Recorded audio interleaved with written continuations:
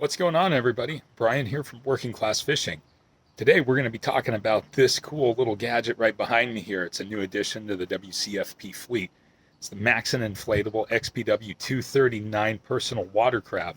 Make sure you stay tuned. We're going to be doing a full in-depth on this. Okay, let's go ahead and do a quick walk around of this raft. So this is the Maxxon Inflatables XPW-239. This is a personal raft, and it comes ready out of the box basically to inflate and take out on small streams, rivers, still water, everything else.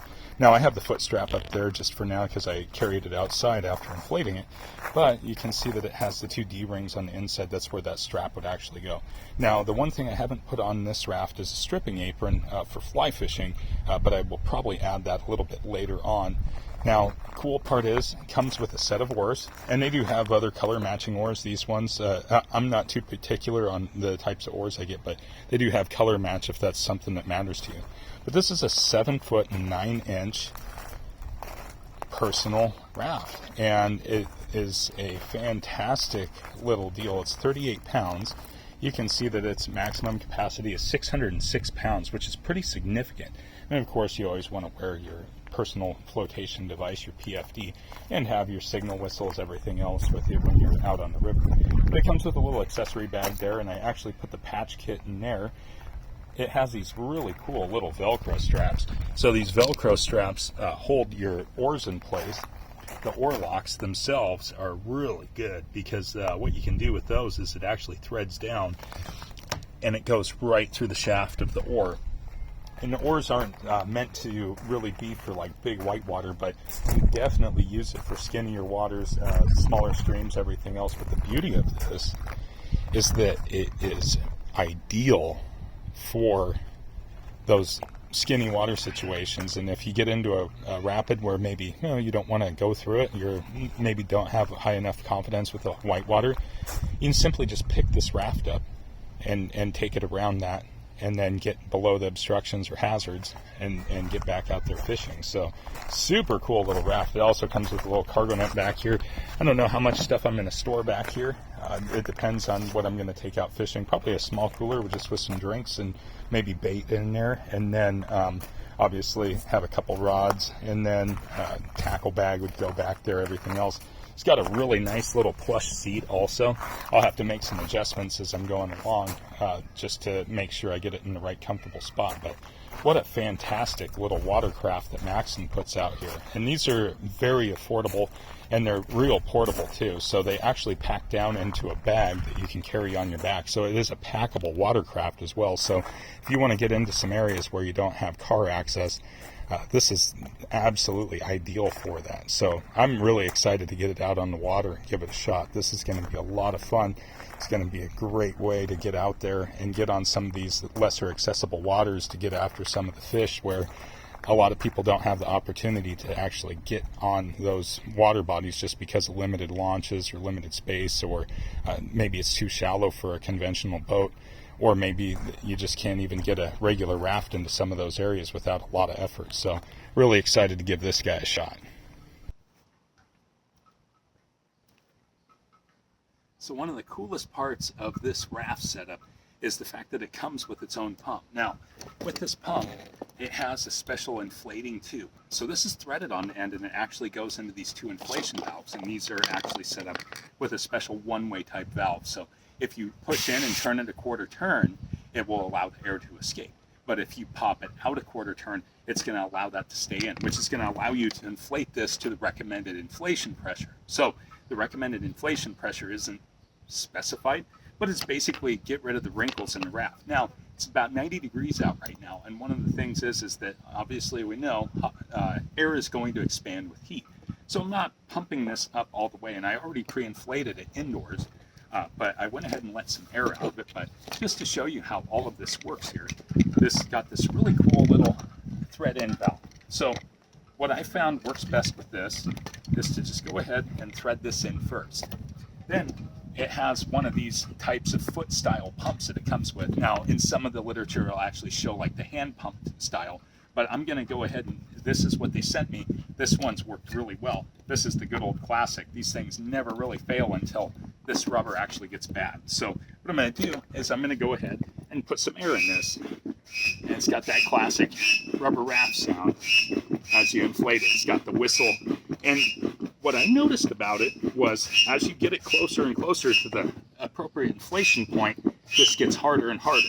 And of course, we can always do the good old foot pump on it too, if we got to throw a little bit more leverage to it. So we're going to go ahead and get some air in this, get it, finish the inflation.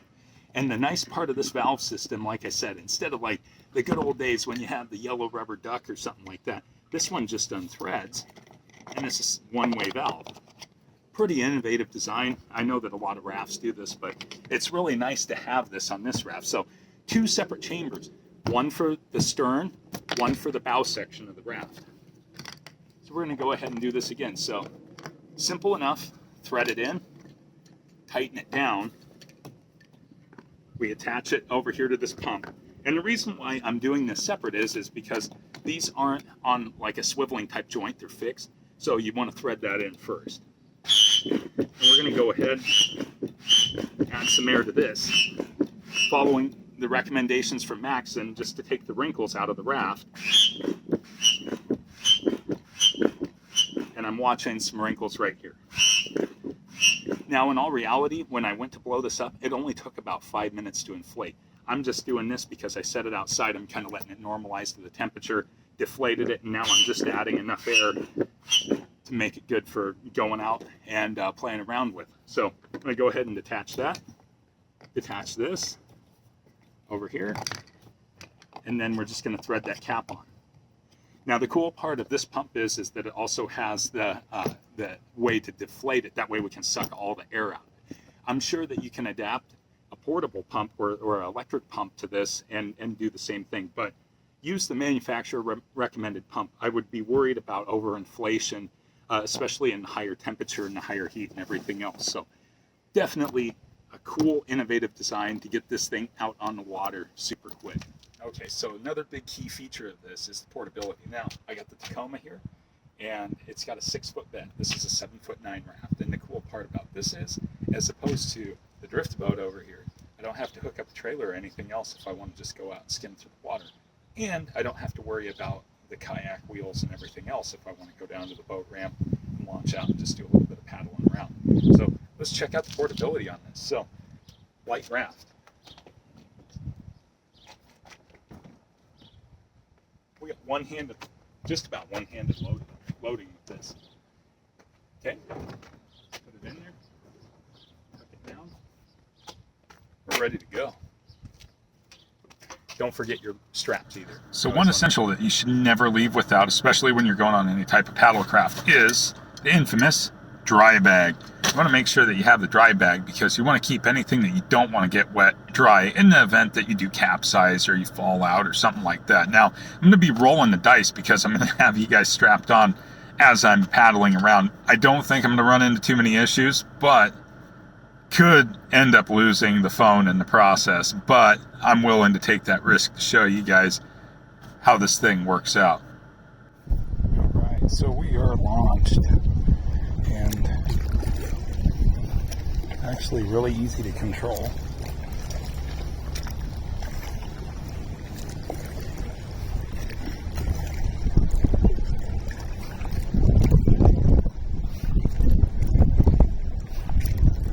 And like most rafts, it doesn't like wind on still water. And we're going to go tuck ourselves back into a little bay here. Go ahead and cross. So going forward, that little seat bucket, I'm glad I set my seat back a little bit further, just because of the way it is. So that accessory bag is underwater, so that is probably not a good option to put things that you want to keep dry in. But we're going to go back to a little hidden duck out here that doesn't get nearly as much water. Wind, I should say. That is a pretty cool little raft. Definitely light, definitely portable. I could see where its advantage would be on the river because it does turn pretty easy one backstroke and I can spin.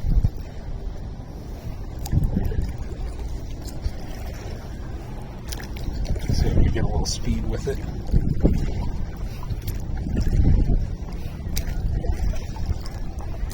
So I left that foot strap up high.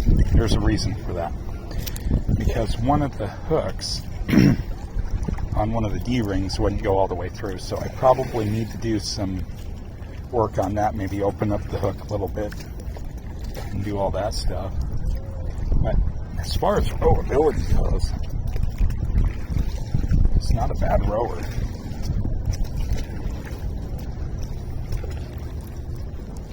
We'll see how the fishing is out of it. I'm thinking it ain't too bad. Shouldn't be.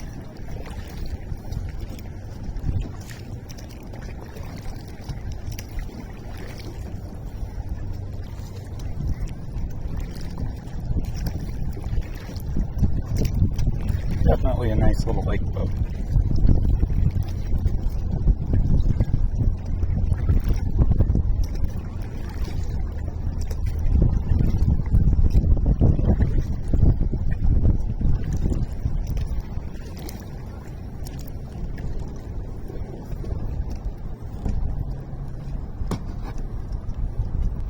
Well, everybody, glad you enjoyed this episode. If you did, make sure you hit the like, comment, and make sure to also subscribe to our channel. This boat performed really well. It's a great little still water boat. Still going to take it out on the river, see if we can't get on some steelhead, maybe some salmon. I don't know.